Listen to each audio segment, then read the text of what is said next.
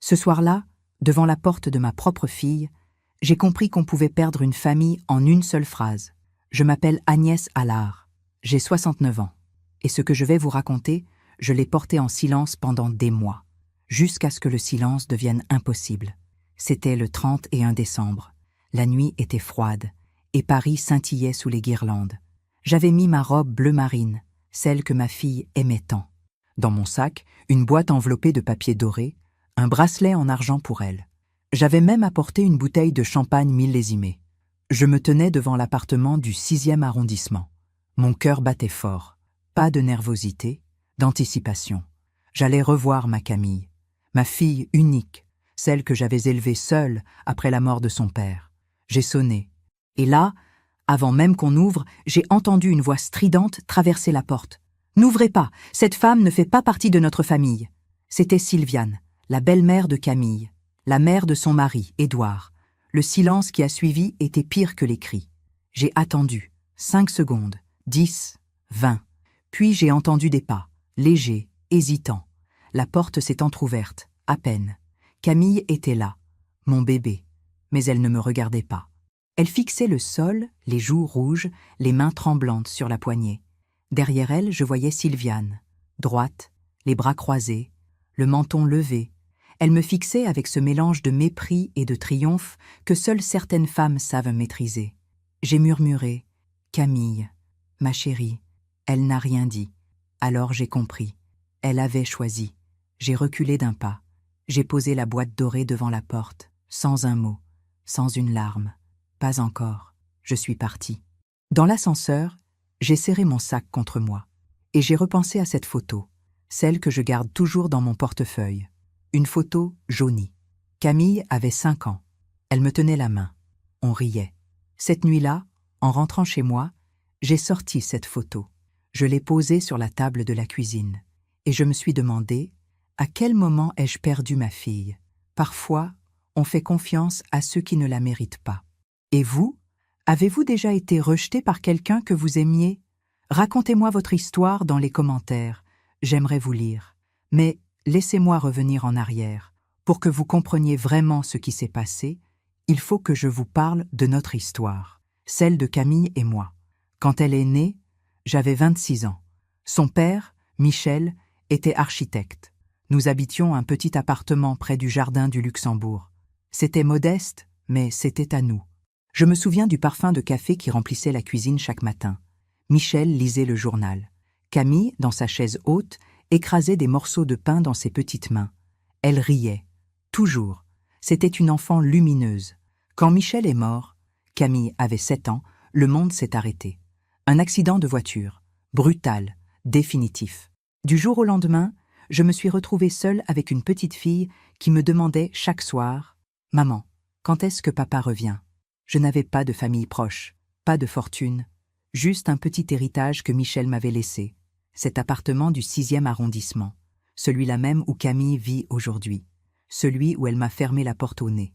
À l'époque, j'ai tout mis au nom de ma fille, pour qu'elle soit protégée, pour qu'elle ait toujours un toit. C'était ma façon de lui dire « Tu ne seras jamais seule.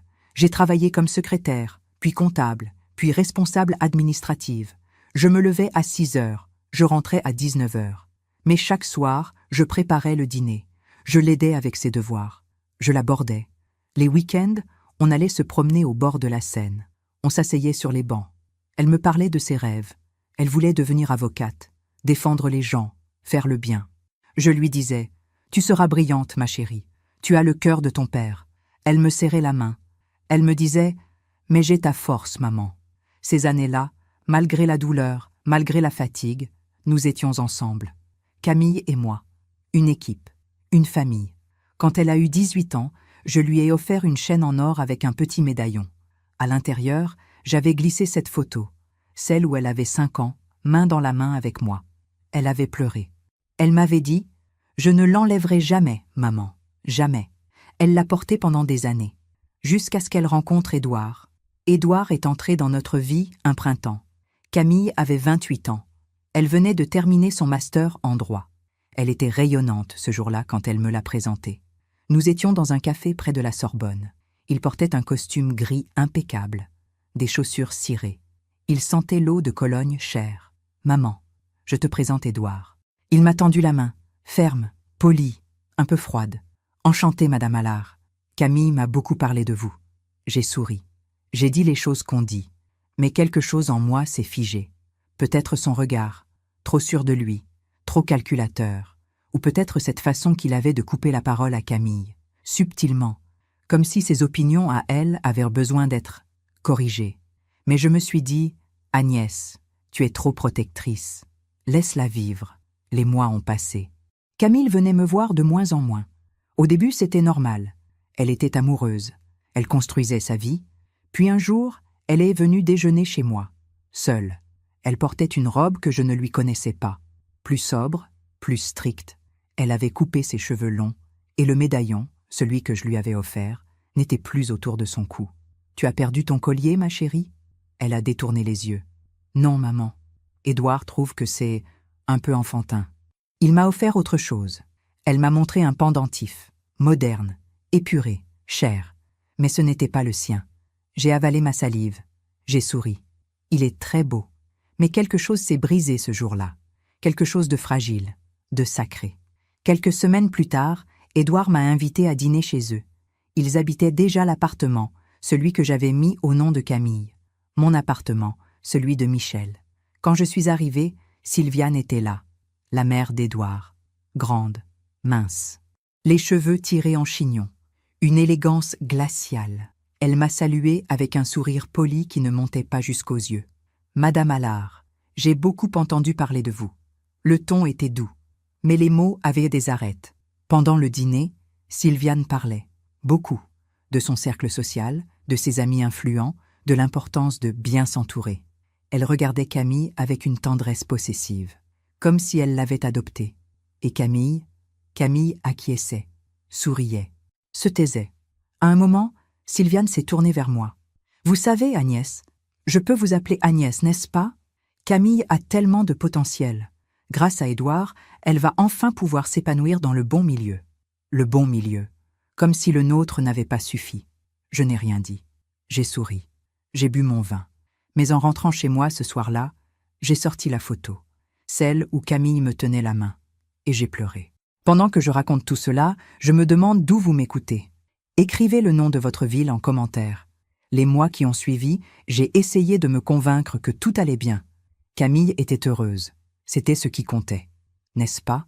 Elle m'appelait moins souvent, une fois par semaine, puis une fois toutes les 2 semaines. Nos conversations devenaient courtes, polies, superficielles. « Ça va, maman? »« Oui, ma chérie. Et toi? »« Très bien. Édouard t'embrasse. Moi aussi. »« Je t'aime. Moi aussi, maman. Je dois y aller. » Et elle raccrochait. Chaque fois, je restais avec le téléphone dans la main, le cœur un peu plus lourd. Mais je me disais, c'est normal. Elle construit sa vie. Tu dois la laisser partir. Un jour, en novembre, je l'ai croisée par hasard rue de Rivoli. Elle sortait d'une boutique de luxe, des sacs à la main. Elle portait un manteau en cachemire beige, des lunettes de soleil malgré le ciel gris. « Camille !» Elle s'est retournée. L'espace d'une seconde, j'ai vu la surprise dans ses yeux, puis quelque chose d'autre, de la gêne peut-être. « Maman, quelle surprise !» Je l'ai serrée dans mes bras. Elle sentait un parfum que je ne connaissais pas, lourd, entêtant. « Tu vas bien, ma chérie? On pourrait déjeuner ensemble, si tu as le temps. » Elle a jeté un coup d'œil à sa montre, une montre que je ne lui avais jamais vue, or et diamant. « J'ai un rendez-vous chez le coiffeur dans 20 minutes. Sylviane m'attend. On se fait faire des mèches ensemble. » Sylviane. Ce prénom revenait de plus en plus souvent dans sa bouche, avec une familiarité qui me brûlait. « Ah, bien sûr. Une autre fois, alors. » Elle a hoché la tête. Elle a souri. Mais ce sourire ne ressemblait plus au sien. « Oui, maman. Une autre fois, je t'appelle. » Elle ne m'a pas appelée. Quelques semaines plus tard, c'était Noël. Camille m'a invitée à déjeuner, chez eux, avec Édouard et Sylviane.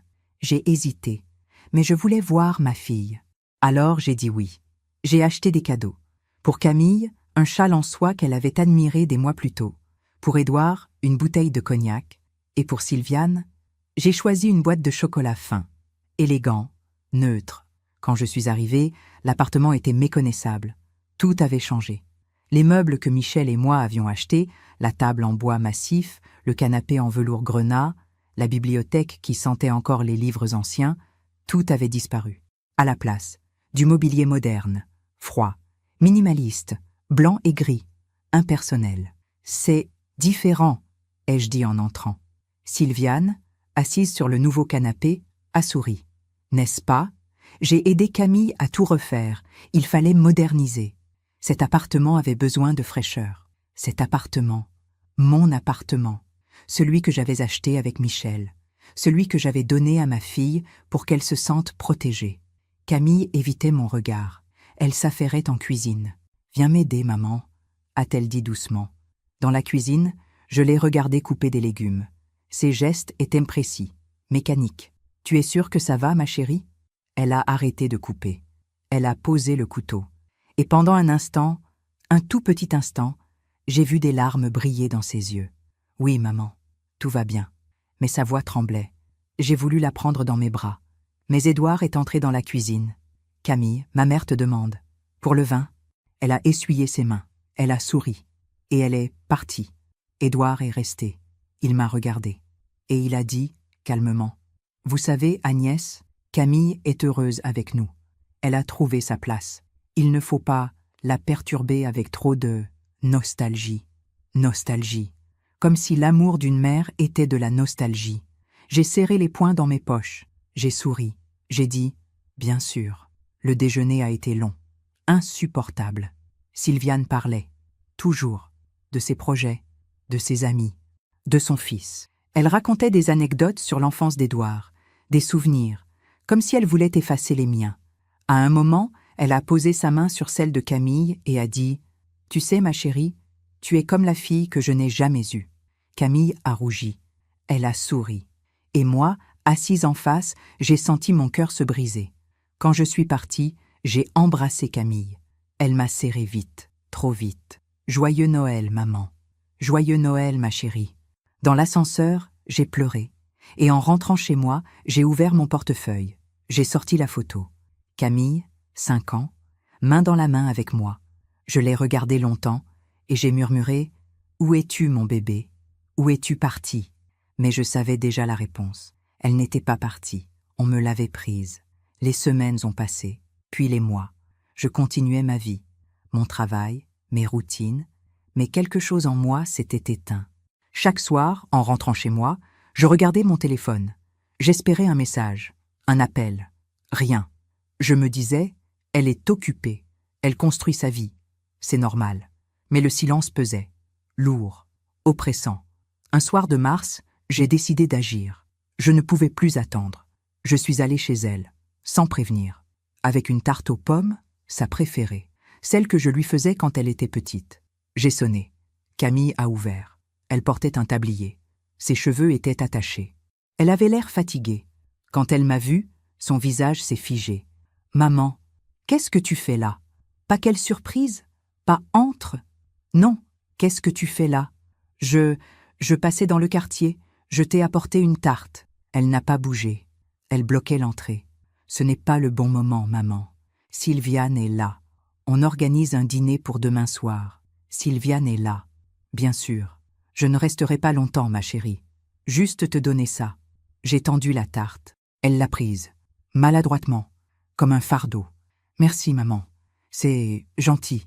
Mais vraiment, je dois y aller. » Derrière elle, j'ai entendu la voix de Sylviane. « Camille? Qui est-ce » Camille a pâli. « C'est ma mère. » Un silence. Puis Sylviane est apparue. Elle portait un chemisier en soie crème.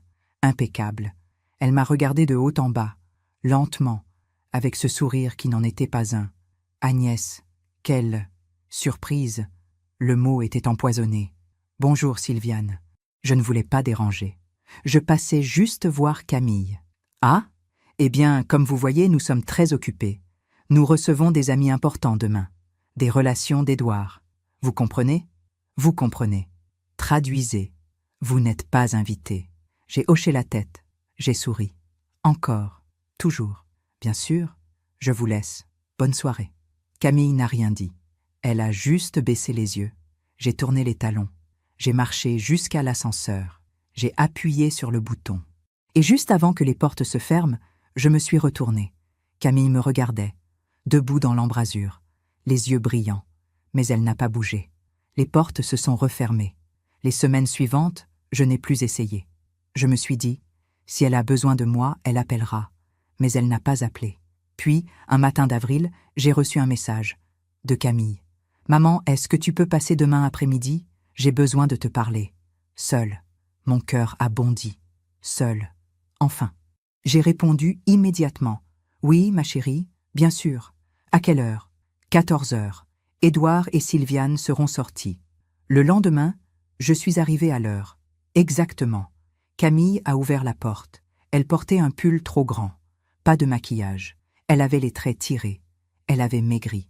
Maman. Elle s'est jetée dans mes bras. Et elle a pleuré. Longuement.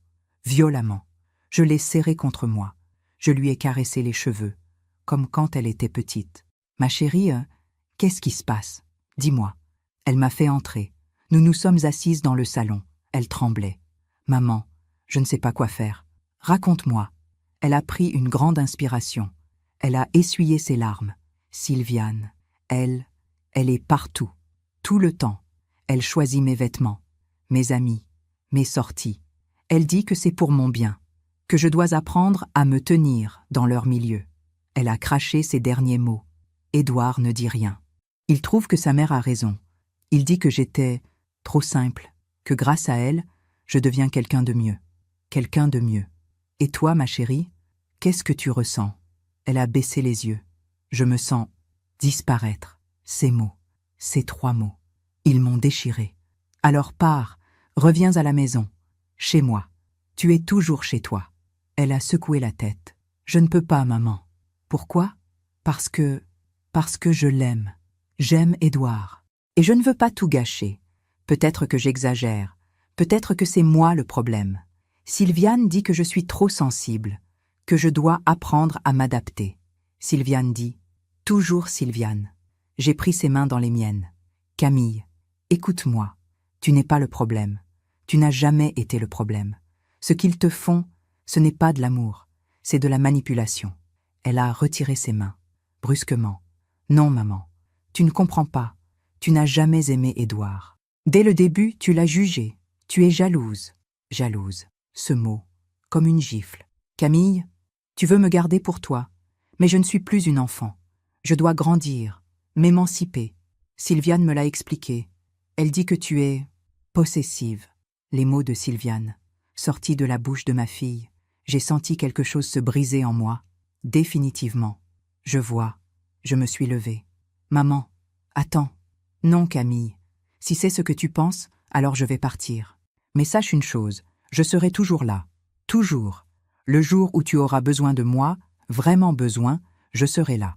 Elle pleurait, mais elle ne m'a pas retenue. Je suis partie.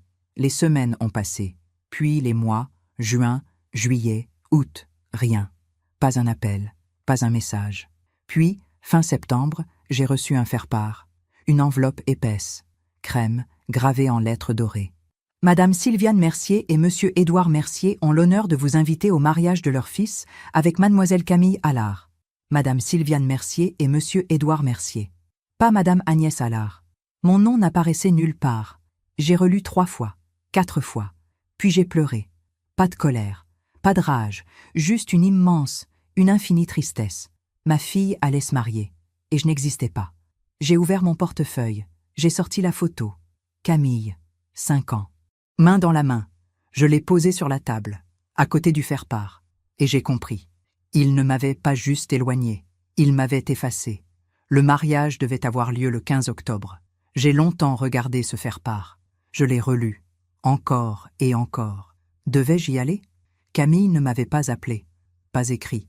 Mais c'était ma fille, mon unique enfant.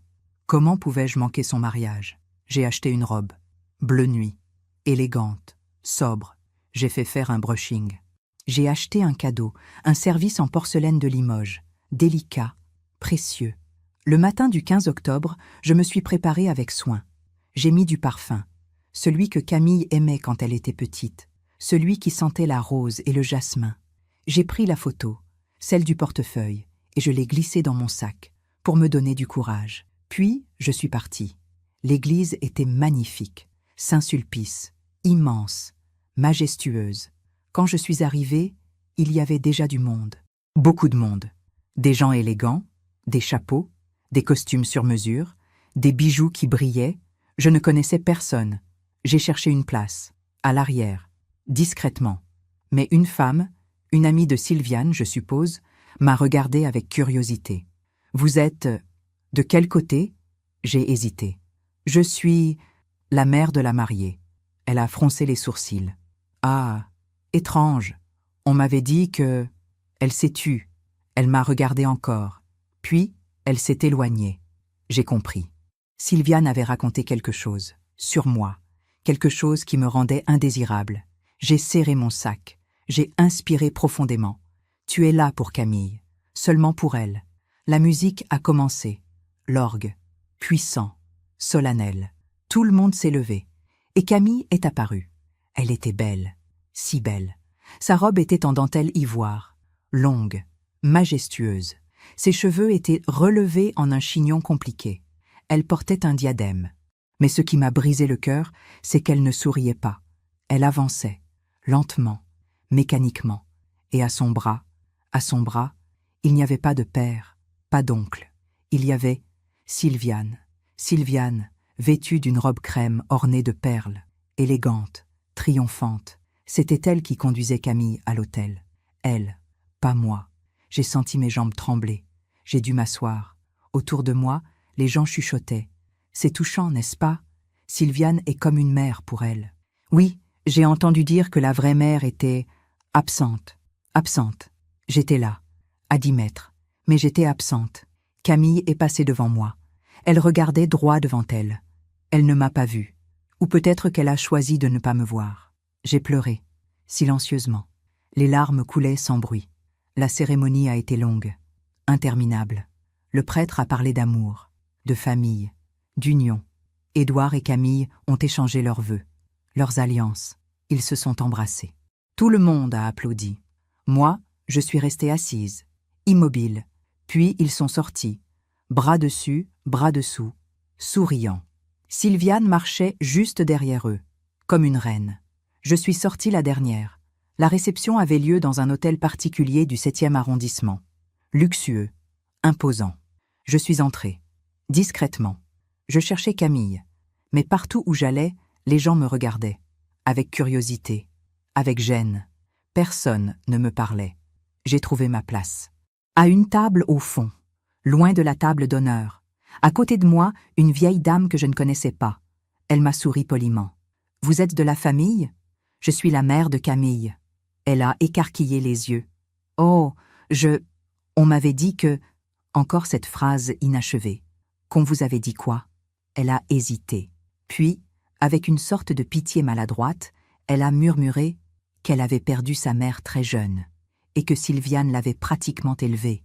J'ai senti le sol se dérober sous mes pieds. Perdu sa mère. Sylviane avait raconté que j'étais morte, ou pire, que je n'existais pas. J'ai bu mon verre de vin d'un trait, puis un autre. Les discours ont commencé. Le père d'Édouard a parlé, puis Édouard lui-même, puis Sylviane s'est levée.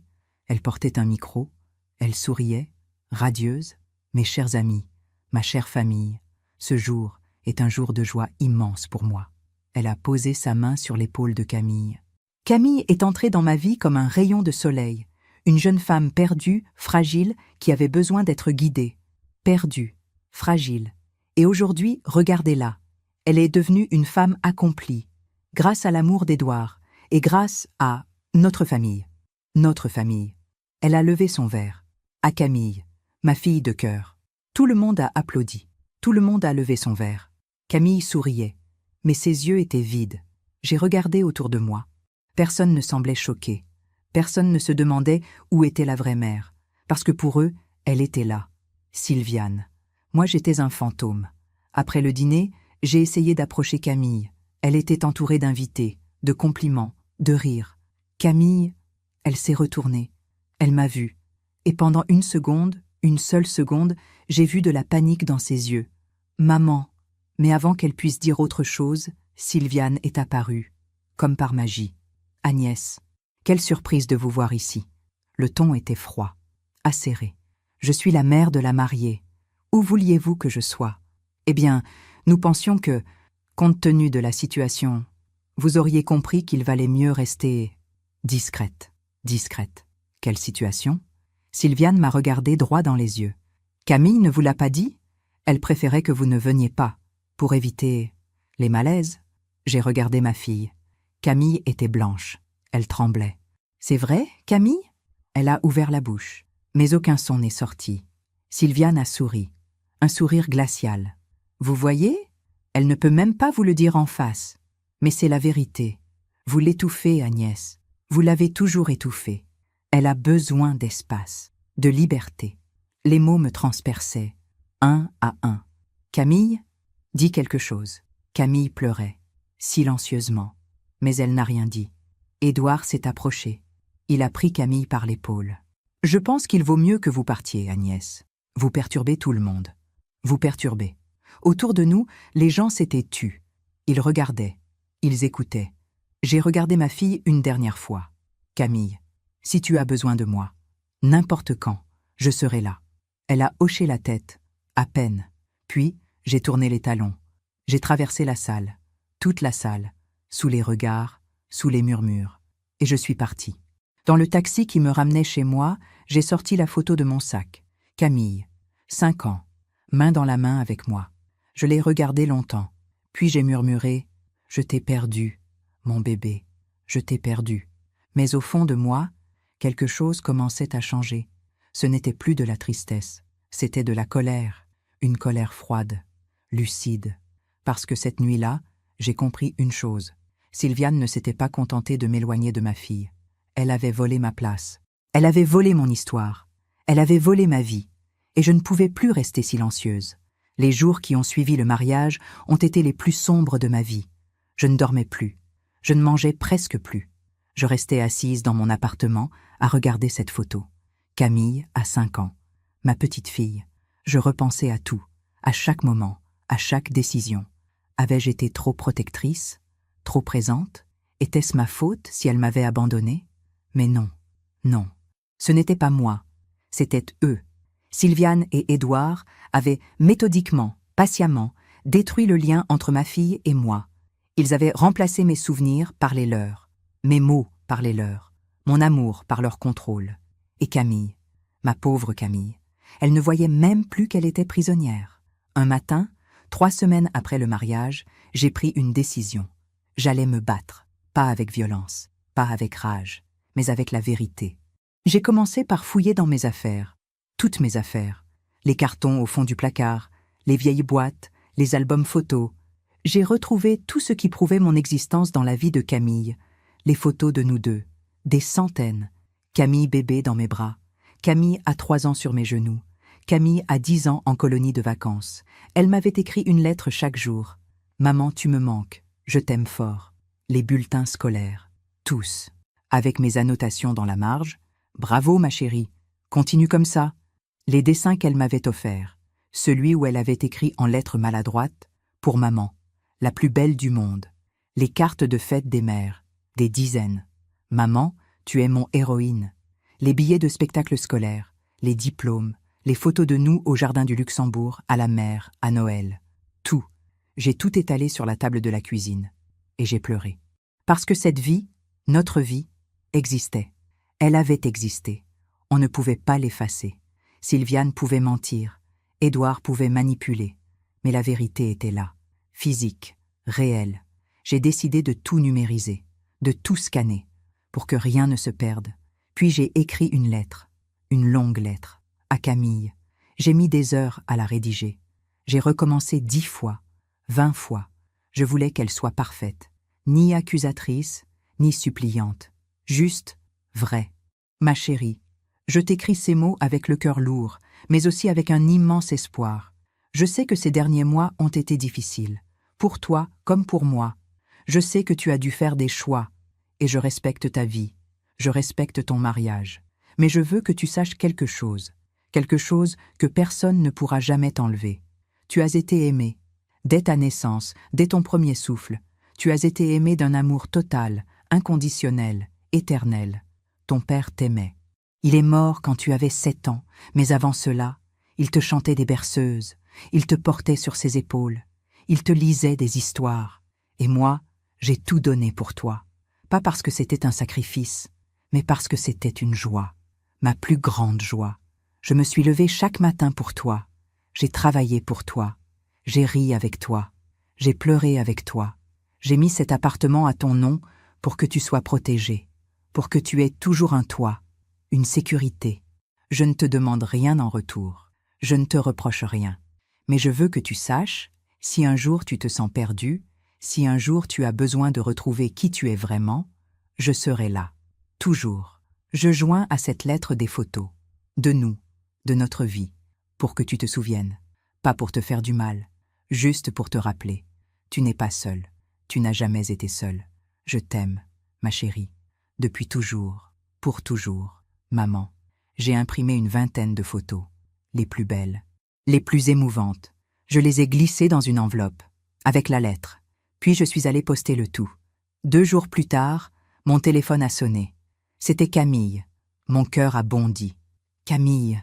Sa voix était froide, tremblante, mais froide. Maman, pourquoi tu m'as envoyé ça? Parce que je voulais que tu te souviennes. De nous, de ce qu'on a vécu. Tu essaies de me manipuler. Manipuler. Non, ma chérie. Je veux juste... Sylviane avait raison. Tu ne supportes pas que j'aie ma propre vie. Tu veux me culpabiliser, me faire revenir en arrière. Sylviane avait raison. Ces mots. Encore. Camille, écoute-moi.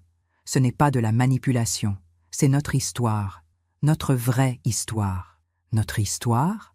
Elle a ri. Un rire amer. Tu veux dire ton histoire, celle que tu t'es racontée pendant des années. Mais moi, j'ai grandi, maman.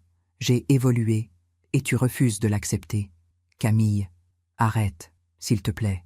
Arrête de m'appeler, arrête de m'écrire. J'ai besoin d'espace. Ma chérie, je t'en supplie. Non. Et elle a raccroché. Je suis restée là, le téléphone dans la main. Sonné. Vide. J'ai rappelé. 1 fois, 2 fois, 10 fois. Elle n'a pas décroché. Le lendemain, j'ai reçu un message. D'Édouard. Madame Allard, je vous prie de cesser de harceler mon épouse. Si vous continuez, nous serons contraints de prendre des mesures légales. Cordialement. Harceler. Mesures légales. J'ai relu le message. Encore et encore. Comment en étais-je arrivée là? Comment une mère qui aimait sa fille était-elle devenue une harceleuse? Les semaines ont passé. J'ai essayé de me concentrer sur mon travail, sur ma vie, mais je n'y arrivais pas. Je pensais à Camille, jour et nuit. Était-elle heureuse? Était-elle libre? Ou était-elle juste prisonnière? Puis, un jour de novembre, j'ai pris une décision radicale.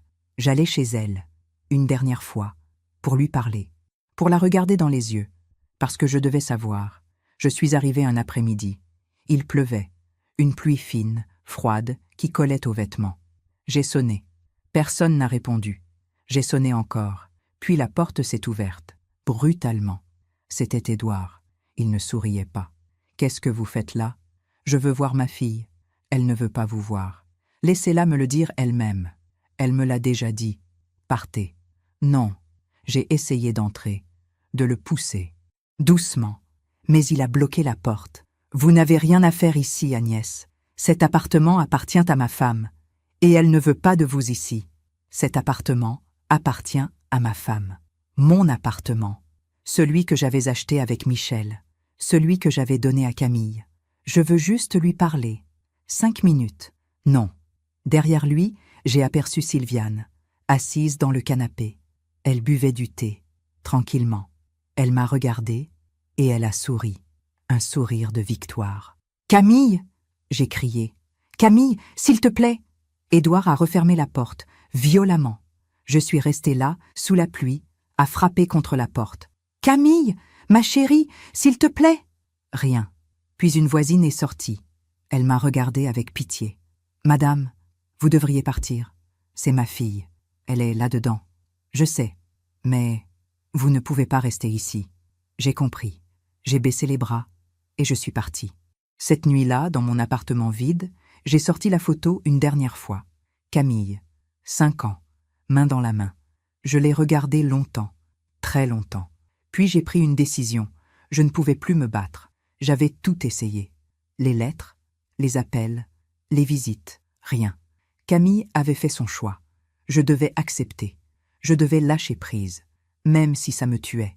Les mois suivants ont été un brouillard.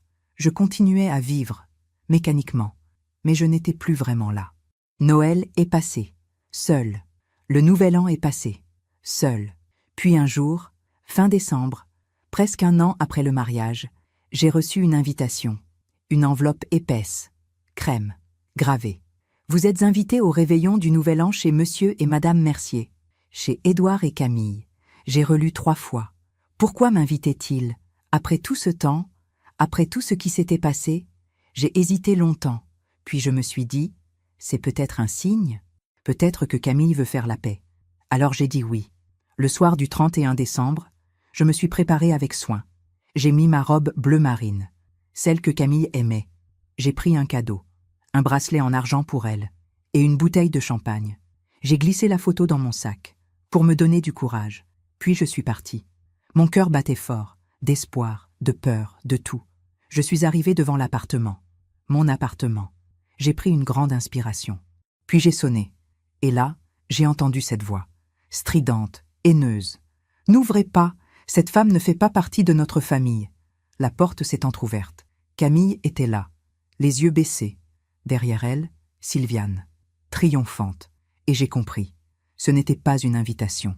C'était un piège, un dernier coup de poignard, pour me montrer que je n'avais plus ma place, nulle part. J'ai posé le cadeau devant la porte, puis je suis partie, sans un mot, sans une larme. Parce que cette fois, j'avais compris. Je ne pouvais plus me battre pour quelqu'un qui ne voulait pas être sauvé. Je me demande encore si j'ai fait le bon choix. Et vous, qu'auriez-vous fait à ma place? Cette nuit-là, je suis rentrée chez moi sous la neige. Paris était silencieux. Les rues brillaient sous les guirlandes. Partout, on entendait des rires, de la musique, des fêtes. Moi, je marchais. Seule, complètement seule. Arrivée dans mon appartement, j'ai enlevé mon manteau. Ma robe bleu marine était trempée, mes chaussures aussi. Je me suis assise à la table de la cuisine. Dans le noir, j'ai sorti la photo de mon sac. Camille, 5 ans, main dans la main avec moi. Et pour la première fois depuis des mois, je ne pleurais pas. Je la regardais, calmement, et je me suis dit, c'est fini. Pas fini comme une défaite, fini comme une libération. J'ai passé la nuit à réfléchir, à tout, à ces dernières années, à Sylviane, à Édouard, à Camille, et surtout à moi. Pendant tout ce temps, j'avais supplié, j'avais pleuré, j'avais essayé de me battre. Mais je m'étais battue contre quoi, exactement? Contre Sylviane? Non. Sylviane n'était qu'une manipulatrice, une femme vide qui volait la vie des autres parce qu'elle n'avait pas de vie à elle. Contre Édouard? Non plus. Édouard n'était qu'un fils soumis, un homme faible qui laissait sa mère dicter sa vie. Contre Camille? Non, jamais. Camille était une victime, comme moi. Mais contrairement à moi, elle ne le voyait pas encore, et je ne pouvais pas la forcer à voir. Cette nuit-là, j'ai compris quelque chose de fondamental. Je ne pouvais pas sauver ma fille. Seule elle pouvait se sauver. Mon rôle n'était pas de me battre, ni de supplier, ni de forcer. Mon rôle était d'exister, d'être là, et d'attendre, parce que tôt ou tard, la vérité finit toujours par apparaître. Le lendemain matin, le 1er janvier, je me suis réveillée avec une clarté étrange, un calme. J'ai pris une douche, je me suis habillée, j'ai bu un café, puis j'ai ouvert mon ordinateur et j'ai commencé à chercher. Pas des photos, pas des souvenirs, non. J'ai cherché des informations sur mes droits, sur l'appartement, parce qu'une chose m'était revenue en mémoire pendant la nuit. Cet appartement, celui où vivaient Camille, Édouard et Sylviane, était à mon nom. Légalement, il m'appartenait encore. Quand j'avais mis l'appartement au nom de Camille, j'avais fait une donation. Mais cette donation comportait une clause. Une clause que mon notaire m'avait conseillée à l'époque. Une clause de réserve d'usufruit. Cela signifiait que Camille était propriétaire, oui, mais que j'avais le droit de vivre dans cet appartement, ou de le louer, ou même de récupérer la pleine propriété sous certaines conditions. Je ne m'en étais jamais servi. Je n'y avais même jamais pensé, parce que je faisais confiance à ma fille. Mais aujourd'hui, ma fille n'était plus ma fille. Aujourd'hui, cet appartement abritait des gens qui m'avaient humiliée, effacée, détruite, et je ne pouvais plus laisser faire. J'ai appelé mon notaire, Maître Blanchard, un homme de 70 ans, précis, rigoureux. Agnès, bonne année. Bonne année, maître. J'ai besoin de vous parler, rapidement. Bien sûr. Quand voulez-vous passer? Aujourd'hui, si c'est possible. Il a hésité. C'est le 1er janvier, Agnès. Je sais, mais c'est important. Il a entendu quelque chose dans ma voix. D'accord. Venez à 15 heures. Cet après-midi-là, je suis allé dans son cabinet, rue de Rivoli. Maître Blanchard m'a reçu dans son bureau. Chaleureux, boiserie, livres partout. Alors, Agnès, que se passe-t-il? Je lui ai tout raconté. Sylviane, Édouard, Camille, le mariage, l'humiliation, le réveillon. Il m'a écouté sans m'interrompre. Puis il a soupiré. Je suis désolée, Agnès. Vraiment. Merci. Mais je ne suis pas venue pour de la compassion. Je suis venue pour savoir ce que je peux faire, légalement. Il a hoché la tête. Vous voulez parler de l'appartement? Oui. Il a ouvert un dossier. Épais. Il a cherché quelques minutes, puis il a trouvé. Voilà, la donation avec réserve d'usufruit. Signée il y a 22 ans. Il a lu en silence. Puis il a levé les yeux vers moi. Agnès, vous avez plusieurs options. Lesquelles? Premièrement, vous pouvez réclamer votre droit d'usufruit. Cela signifierait que votre fille resterait propriétaire, mais que vous pourriez vivre dans l'appartement ou en percevoir les loyers. Et deuxièmement, vous pouvez demander la révocation de la donation. Je l'ai regardé. C'est possible? Oui, sous certaines conditions. L'une d'elles est l'ingratitude manifeste du donataire. Si votre fille vous a gravement manqué de respect, si elle a rompu ses obligations morales envers vous, vous pouvez demander au tribunal de révoquer la donation. Ingratitude manifeste. Ces mots résonnaient. Qu'est-ce que cela impliquerait? Que vous récupéreriez la pleine propriété de l'appartement. Votre fille et son mari devraient partir. J'ai fermé les yeux. Était-ce ce que je voulais? Punir ma fille? Non, ce n'était pas elle que je voulais punir. C'était eux, Sylviane et Édouard. Mais je ne pouvais pas atteindre l'un sans toucher l'autre. Maître, si je fais ça, Camille me détestera. Il m'a regardé avec douceur. Agnès, elle vous déteste déjà. Ou plutôt, elle croit vous détester. Parce qu'on lui a appris à vous détester. Alors pourquoi? Parce que parfois, il faut accepter d'être détesté pour faire ce qui est juste. Ces mots m'ont percuté. Faire ce qui est juste. Et vous pensez que c'est juste? Je pense que vous avez été spolié, pas seulement de votre appartement, mais de votre fille, de votre dignité, de votre histoire, et je pense que vous avez le droit de reprendre ce qui vous appartient. J'ai respiré profondément. Combien de temps cela prendrait-il? Quelques mois, peut-être 6, peut-être plus. Il faudra rassembler des preuves de l'ingratitude, les témoignages, les messages, les refus de vous voir, tout. J'ai tout. Il a souri tristement. Alors nous avons un dossier solide. Je suis rentré chez moi ce soir-là avec une sensation étrange. Pas de la joie, pas de la vengeance, juste de la paix. Pour la première fois depuis des années, j'agissais. Je reprenais le contrôle. Pas pour détruire, mais pour rétablir la vérité. Parce que cet appartement, ce n'était pas qu'un bien immobilier. C'était ma vie. C'était Michel. C'était notre histoire. Et Sylviane y vivait, triomphante, comme si elle avait gagné. Mais elle n'avait pas gagné, elle avait juste volé. Et les voleuses finissent toujours par payer. Les semaines ont passé. J'ai rassemblé tout ce qu'il fallait. Les messages d'Édouard me menaçant de poursuite, les témoignages de voisins qui m'avaient vu pleurer devant la porte, les faire-part où mon nom n'apparaissait pas, les photos du mariage où Sylviane conduisait Camille à l'hôtel. Tout. Maître Blanchard a monté le dossier. Méthodiquement, précisément. Et en mars, il a déposé la demande de révocation auprès du tribunal. Quand Camille a reçu la convocation, elle m'a appelé. Pour la première fois depuis des mois. Sa voix tremblait. De colère, de peur. « Maman, qu'est-ce que tu as fait? Ce que j'aurais dû faire depuis longtemps. Tu veux nous jeter dehors? Nous mettre à la rue? Non, Camille, je veux récupérer ce qui m'appartient. Cet appartement est à moi. Cet appartement était un cadeau. Basé sur l'amour, sur la confiance. Tu as brisé cette confiance. Comment oses-tu? Comment j'ose? Camille, tu m'as fermé la porte au nez, tu m'as effacé de ta vie. Tu m'as humilié devant des dizaines de personnes. Et tu me demandes comment j'ose ?» Elle pleurait. « Maman, s'il te plaît, je suis désolée, ma chérie, mais c'est trop tard. Tu es cruelle, cruelle. Non, je suis juste fatiguée d'être invisible. » Et j'ai raccroché. Les mois suivants ont été difficiles. Le procès avançait. Les audiences se succédaient. Camille ne me parlait plus. Édouard envoyait des lettres d'avocat, menaçantes, agressives. Sylviane, elle, gardait le silence.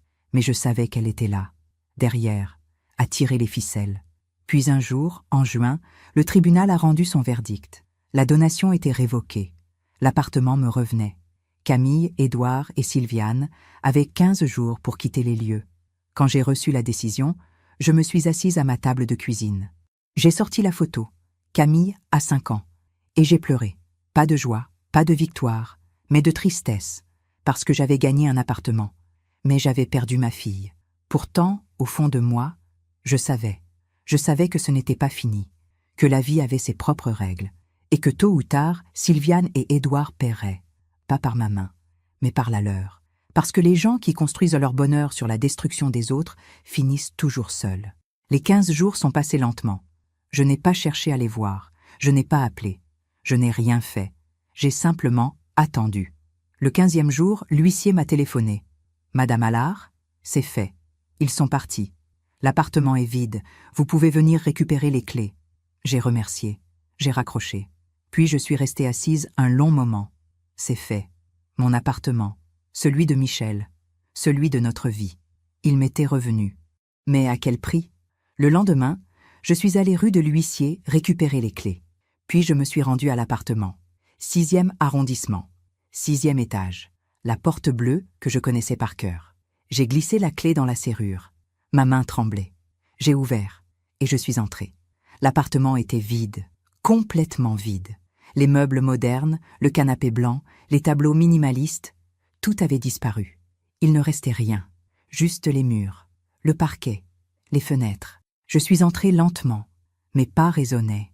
J'ai traversé le salon, la cuisine, la chambre. Chaque pièce me renvoyait des souvenirs. Ici, Michel lisait le journal le dimanche matin. Là, Camille jouait avec ses poupées. Ici, nous fêtions Noël. Là, elle soufflait ses bougies d'anniversaire. Tout était là, dans les murs, dans l'air. Mais personne ne vivait plus ici.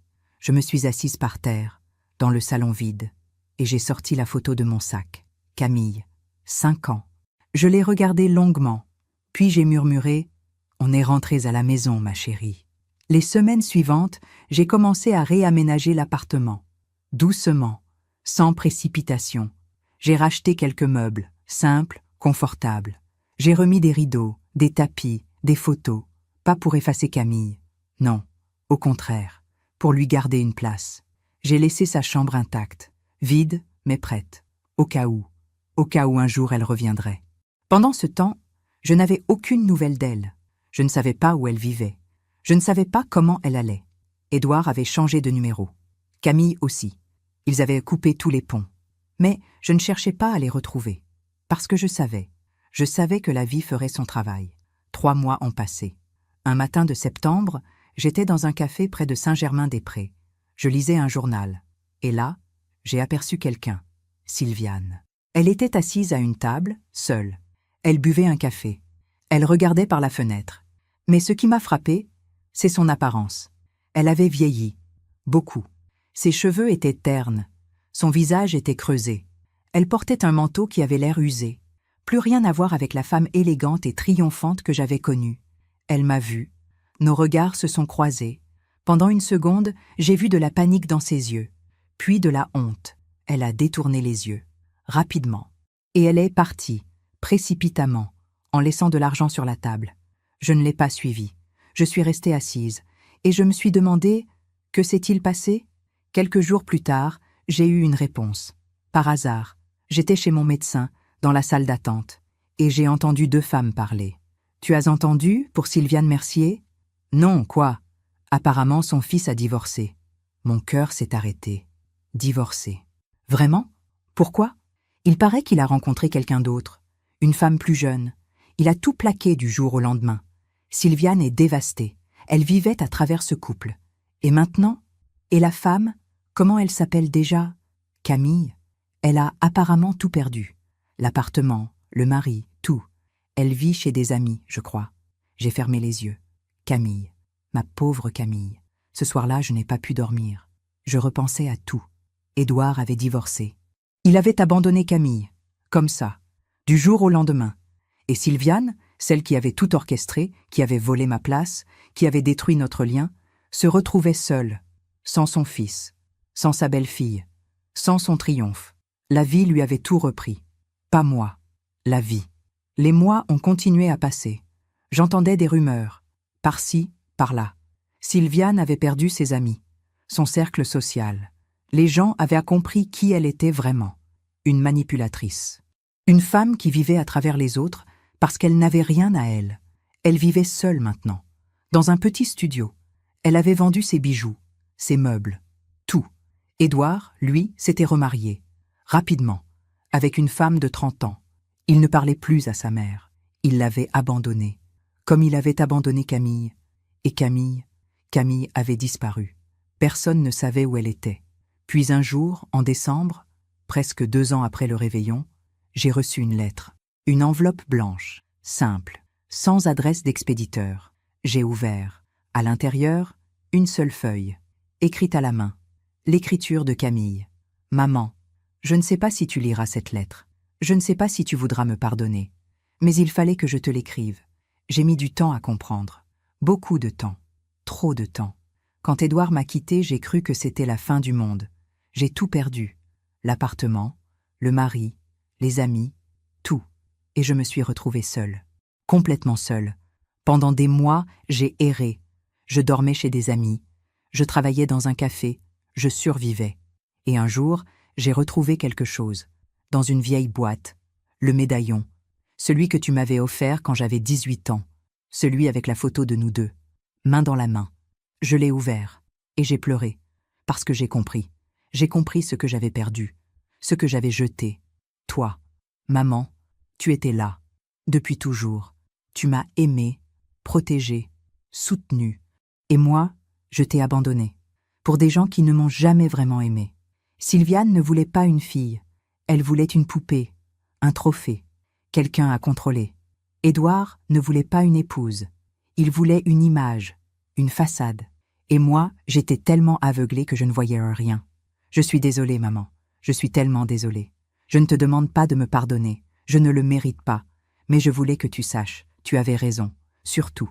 Et si un jour tu peux me pardonner, si un jour tu veux bien me revoir, je serai là. Je t'aime, maman. Camille. J'ai lu cette lettre 3 fois, 4 fois, 10 fois. Les larmes coulèrent sur mes joues.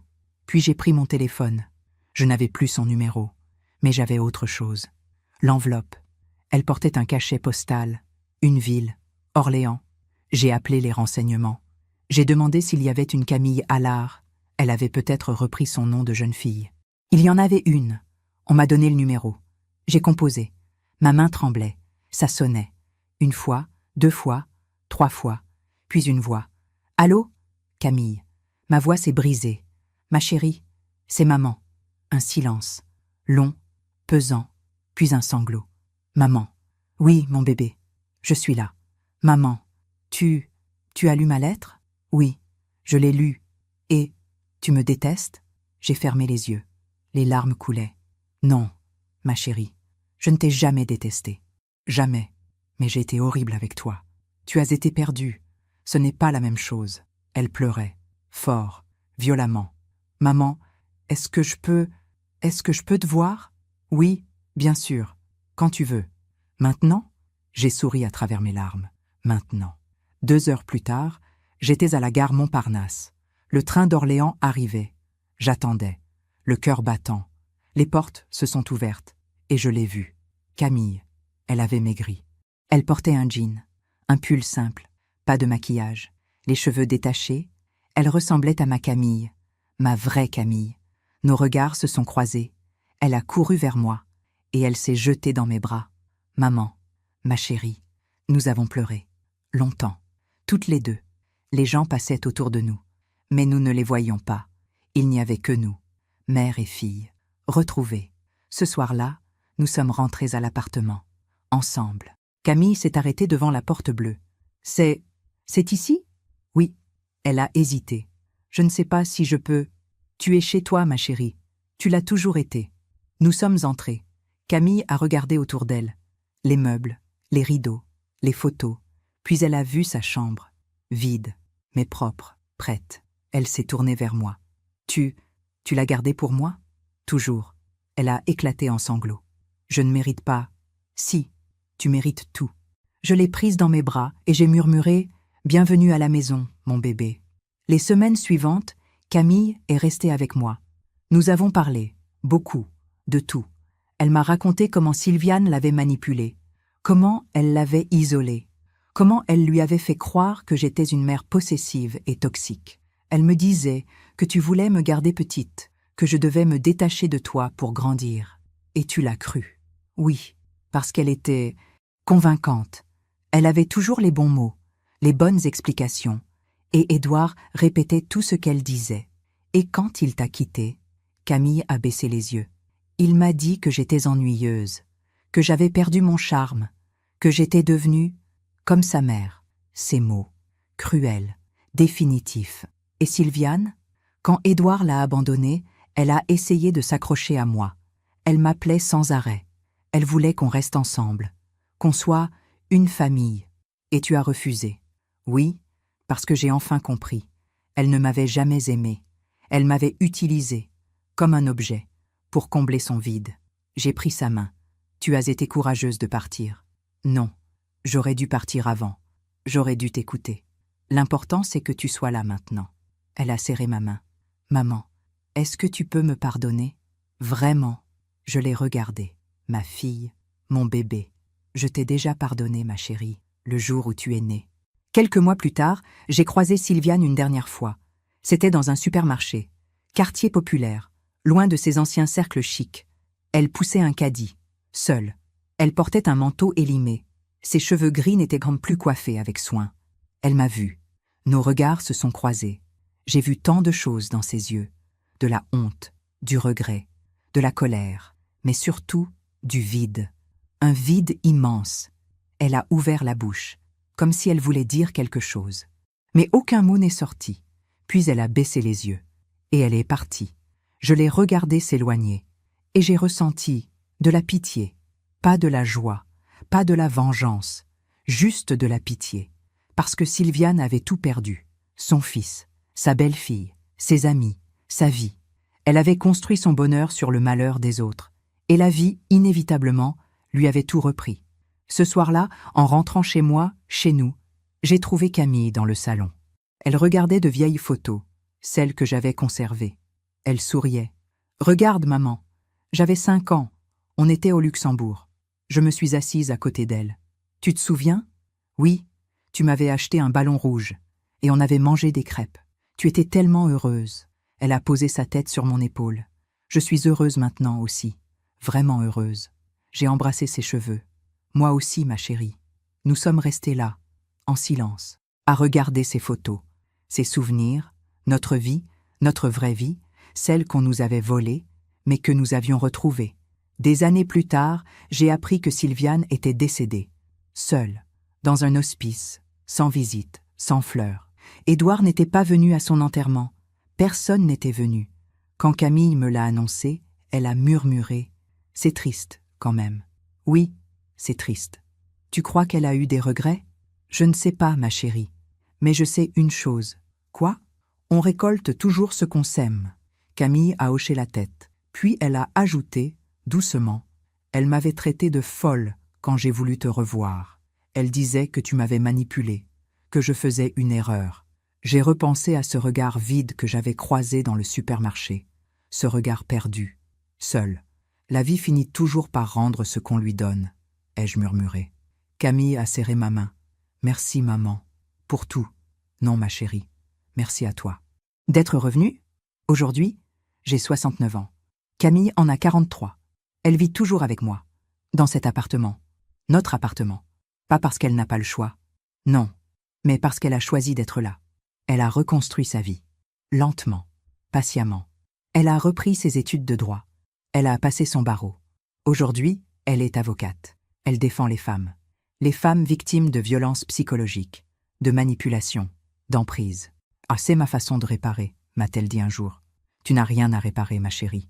Si, maman, pas envers toi, envers moi. Je l'ai regardée, et j'ai compris. Elle avait besoin de transformer sa douleur en quelque chose de beau, de donner un sens à ce qu'elle avait vécu. Et c'est exactement ce qu'elle fait. Nous avons nos routines maintenant. Le matin, nous prenons le petit déjeuner ensemble. Café et tartines, comme avant, comme quand elle était petite. Le week-end, nous allons nous promener au jardin du Luxembourg. Nous nous asseyons sur les mêmes bancs. Nous regardons les enfants jouer. Parfois, Camille me raconte ses affaires, ses clientes, leurs histoires, des femmes qui ont été manipulées, isolées, effacées, comme elle. Tu sais ce qui me frappe le plus, maman? Quoi, ma chérie? C'est que toutes ces femmes pensent que c'est de leur faute. Elles se sentent coupables, stupides, comme toi. Oui, comme moi. Elle a soupiré. Mais ce n'est jamais de leur faute. Jamais. Les manipulateurs sont des experts. Ils savent exactement quoi dire, quoi faire, comment isoler, comment contrôler. Et toi, tu les aides à voir ça. J'essaie. Parce que si j'avais eu quelqu'un pour me l'expliquer à l'époque, peut-être que j'aurais compris plus tôt. J'ai pris sa main. Tu l'as compris au bon moment, le moment où tu étais prête. Elle a souri. Tu as toujours les bons mots, maman. L'année dernière, nous avons fait quelque chose de spécial. Nous avons organisé une exposition, ici, dans l'appartement. Une exposition de photos, nos photos, celles de notre vie. Camille bébé, Camille enfant, Camille adolescente, Michel et moi, notre mariage, nos premiers pas dans cet appartement, toute notre histoire. Nous avons invité des amis, des collègues de Camille, des voisins, et chacun pouvait voir, cette femme, moi, avait existé. Cette famille avait existé. On ne nous avait pas effacés. Ce jour-là, Camille a fait un discours, court, simple, mais puissant. Pendant longtemps, j'ai cru que mon histoire commençait quand j'ai rencontré Édouard, que ma vraie vie commençait à ce moment-là. Elle a regardé autour d'elle, les photos, les visages. Mais j'avais tort. Mon histoire a commencé ici, dans cet appartement, avec ma mère et mon père. Elle s'est tournée vers moi. Ses yeux brillaient. Maman m'a tout donné. Son amour, son temps, sa vie. Et pendant des années, j'ai oublié. J'ai jeté tout ça. Elle a essuyé une larme. Mais elle n'a jamais oublié. Elle a gardé ses photos, ses souvenirs, cette porte ouverte. Sa voix tremblait. Et aujourd'hui, je suis là. Non pas parce que j'ai tout perdu, mais parce que j'ai retrouvé ce qui comptait vraiment. Elle a levé son verre, à ma mère, à ma vraie famille. Tout le monde a applaudi. Moi, j'ai pleuré. Des larmes de joie, de soulagement, de paix. Parfois, Camille me demande « Maman, tu regrettes d'avoir intenté ce procès, de nous avoir mis dehors ?» Je réfléchis toujours avant de répondre. Non, je ne regrette pas. Même si ça m'a fait mal, même si ça t'a fait mal, parce que c'était le seul moyen de te réveiller. Elle hoche la tête. Tu as raison. Si tu n'avais rien fait, je serais peut-être encore là-bas, prisonnière, sans même le savoir. Ou pire, Édouard t'aurait quitté de toute façon. Mais tu te serais retrouvée seule, sans appartement, sans moi. Oui, elle se tait un instant, puis elle ajoute « Tu sais ce que Sylviane m'a dit à la fin, juste avant qu'on parte ?» Non, elle m'a dit « Tu vas le regretter. Ta mère ne te pardonnera jamais. Elle est rancunière, cruelle. Et tu l'as cru ? Sur le moment, oui. Je pensais que tu allais me rejeter, que tu allais te venger. Mais je ne l'ai pas fait. Non, tu m'as accueilli, tu m'as aimé, comme si rien ne s'était passé. Parce que tu es ma fille, et qu'une mère aime toujours, même quand ça fait mal. Elle pose sa tête sur mon épaule. Je ne serai jamais assez reconnaissante. Tu n'as pas à l'être. C'est comme ça l'amour. Il ne demande rien en retour. Il y a quelques mois, Camille a rencontré quelqu'un. Un homme, doux, respectueux, gentil. Il s'appelle Thomas. Il est professeur de littérature. Il aime les livres, les longues discussions, les promenades. Il ressemble à Michel. Pas physiquement, mais dans son cœur. La première fois qu'il est venu dîner ici, j'ai observé comment il regardait Camille, avec tendresse, avec respect, pas comme un objet, pas comme un trophée, comme une personne. Après le dîner, Camille m'a demandé « Alors, qu'est-ce que tu en penses ?» « Je pense qu'il est bien. » « Juste bien ?» J'ai souri. Je pense qu'il te regarde comme tu mérites d'être regardé. Elle a rougi. C'est différent avec lui. Il ne cherche pas à me changer. Il m'écoute. Il me respecte. C'est ça, l'amour. Oui, elle a hésité. Puis elle a ajouté « Tu sais, il m'a demandé en mariage. » Mon cœur s'est serré. Pas de peur, d'espoir. Et qu'est-ce que tu as répondu? Je lui ai dit que j'avais besoin de temps, que je voulais être sûre. C'est sage. Mais je crois que je vais dire oui. J'ai pris sa main. Alors je serai là, à tes côtés. Elle a souri. Je sais, maman, je sais. Le mariage aura lieu au printemps. Ici, à Paris, dans une petite église près du Luxembourg. Ce ne sera pas grandiose. Pas de centaines d'invités. Pas de décorum. Juste nous, la famille, les amis proches. Et cette fois, c'est moi qui conduirai Camille à l'hôtel. Moi, sa mère, celle qu'il a toujours aimée, celle qui sera toujours là. Hier soir, nous étions assises toutes les deux dans le salon. Camille feuilletait un vieil album photo. Elle s'est arrêtée sur une page. « Regarde, maman. » C'était la photo, celle que je gardais dans mon portefeuille pendant toutes ces années. Camille a 5 ans, main dans la main avec moi. Tu la gardais toujours sur toi, n'est-ce pas? Oui, même quand je t'ai rejetée, surtout quand tu m'as rejetée. Elle a touché la photo, doucement. Pourquoi?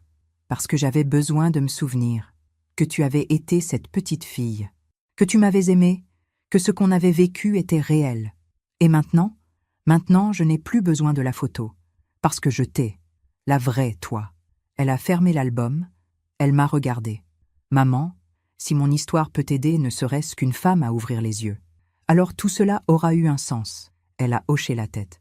Oui, ce que j'ai appris à travers tout cela, que l'amour ne suffit pas toujours, qu'il faut aussi du courage, de la lucidité, de la force, que parfois, aimer quelqu'un, c'est accepter de le perdre, pour qu'il puisse se retrouver, que la manipulation est insidieuse, qu'elle s'installe doucement, qu'elle transforme les victimes en bourreaux d'elles-mêmes, que la justice existe, pas toujours immédiate, pas toujours spectaculaire, mais elle existe. Les gens qui construisent leur vie sur le mensonge finissent toujours seuls.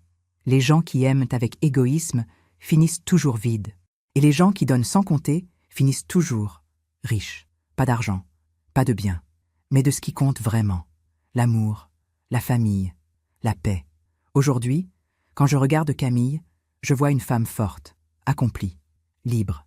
Elle a survécu, elle a guéri, elle a grandi. Et moi, je suis fière, pas parce qu'elle m'est revenue, mais parce qu'elle s'est retrouvée.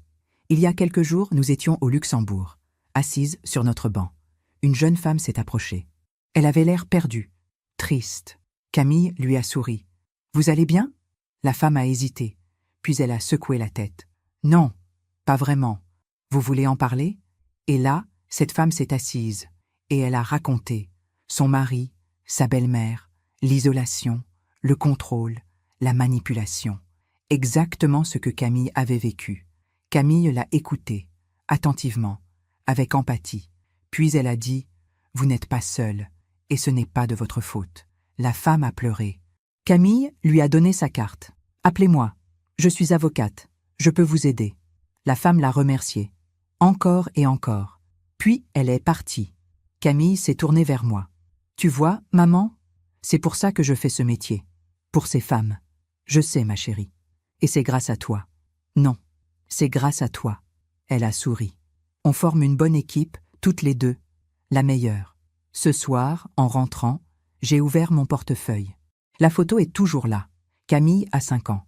Mais maintenant, il y en a une autre à côté. Une photo récente, prise le mois dernier. Camille et moi, devant l'appartement, souriante, main dans la main, comme avant, comme toujours. Si vous m'écoutez aujourd'hui, si vous avez suivi mon histoire jusqu'au bout, je veux que vous reteniez une chose. Les tempêtes passent, toujours. Les manipulateurs tombent, toujours.